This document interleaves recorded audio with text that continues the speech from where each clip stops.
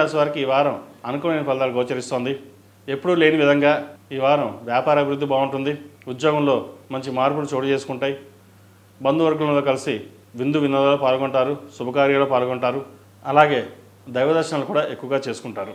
ఏది ఏమైనా సరే నూతన ఉద్యోగం ప్రారంభించాలి, కొత్త ఉద్యోగం తెచ్చుకోవాలి అనే సూచన చేస్తారు. అయితే దానిని కొంతకాలం ఆపడం అనేది మంచిది.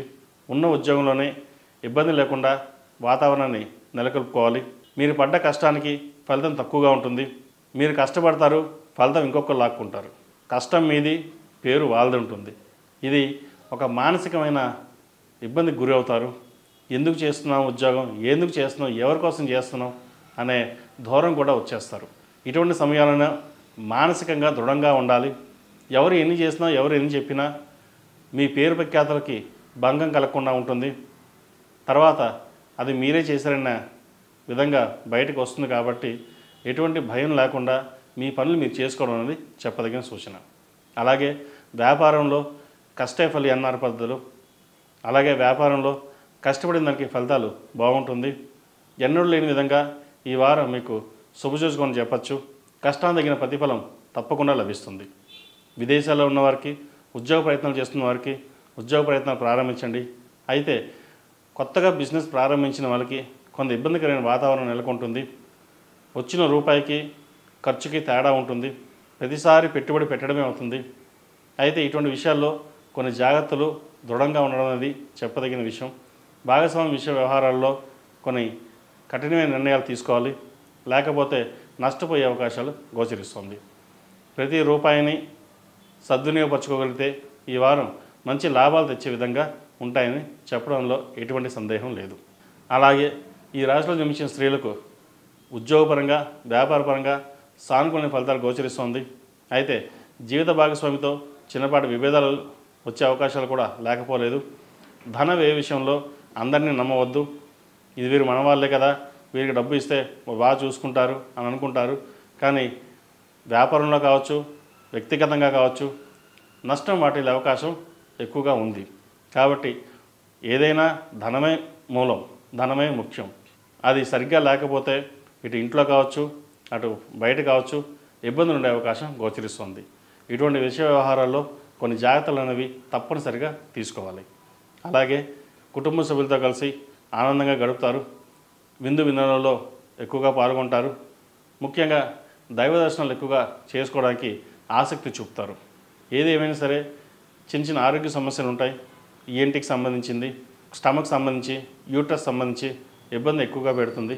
వాటి విషయంలో కొన్ని జాగ్రత్తలు తీసుకోవాలి. అలాగే ఆహార నియమాల్ని ముఖ్యంగా పాటించాలి.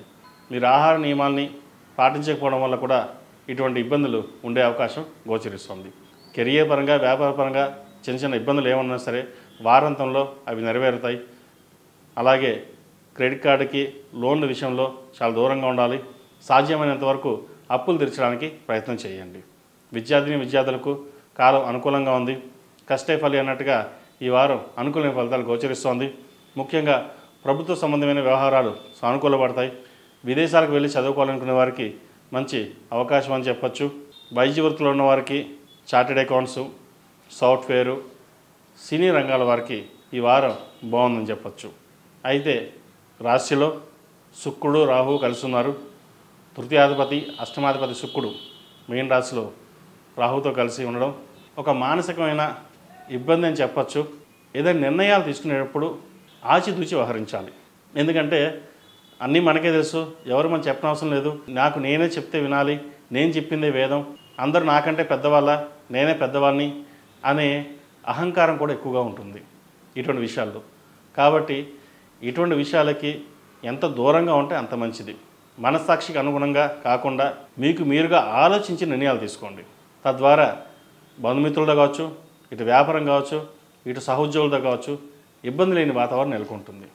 లేకపోతే అహంకారంగా ఎక్కువగా ఉంది, డబ్బు సంపాదిస్తున్నారు, డబ్బు ఎంతైనా ఉంటే అలా పడేస్తారు అనే ధోరణి కూడా ఎక్కువగా ఉంటుంది. మీ దగ్గర రూపాయి ఉంటే ₹1,00,000 ఉన్నాయని అందరూ అనుకుంటారు. కాబట్టి ఇటువంటి విషయాలలో కొన్ని జాగ్రత్తలు తీసుకోవడానికి చెప్పదగిన సూచన. ఈ రాశివారు ప్రతిరోజు ప్రతినిత్యం ఓం నమః శివాయ ఒత్తులతో దీపారాధన చేయండి. వీళ్ళకి ఏ నడిసే నడుస్తోంది. శనికి తైలాభిషేకం, అలాగే అఘోర పాశుపత హోమం చేయించడం ఎంతో ముఖ్యం. అలాగే శుభకార్యాలకు సంబంధించి వివాహాల కోసం ప్రయత్నిస్తున్న వారికి మంచి సంబంధం కుదురుతుంది.